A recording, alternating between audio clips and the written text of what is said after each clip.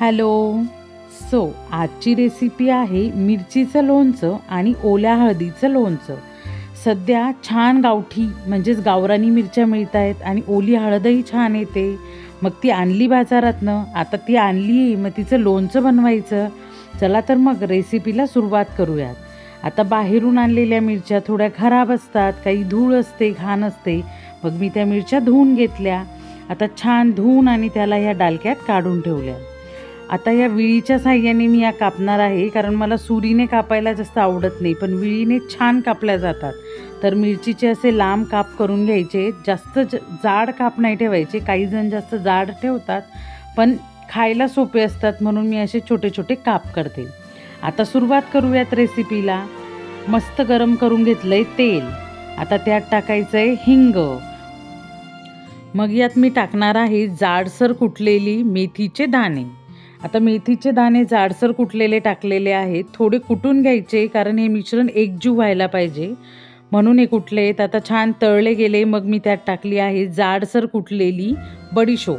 बडीशोपही छान तळून घ्यायची आहे. आणि सर्वात शेवटी आपण यात टाकणार आहोत जाडसर कुटलेली राईची डाळ.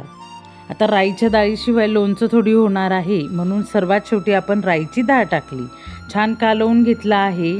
व्यवस्थित राईची डाळ तळत आलेली आहे. हे बघा किती छान तिचा रंग बदललेला आहे. आता यात मी टाकणार आहे हळद. अगदी थोडीशी हळद टाकायची आहे, खूप हळद टाकायची नाही.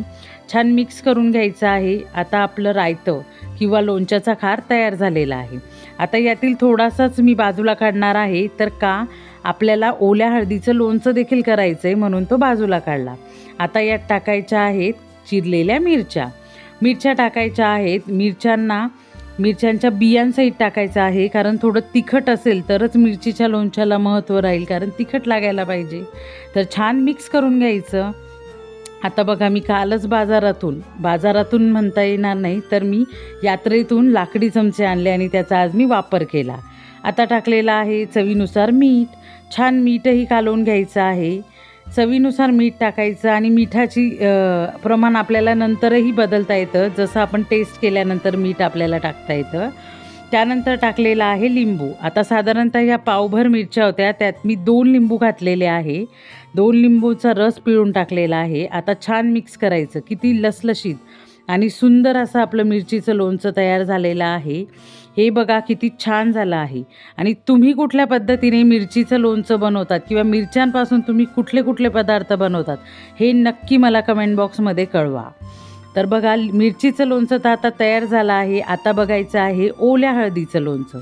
ओली हळद. आता मी हे ओली हळदीचे जे हळकुंड आहेत ते धुवून घेतले आहे.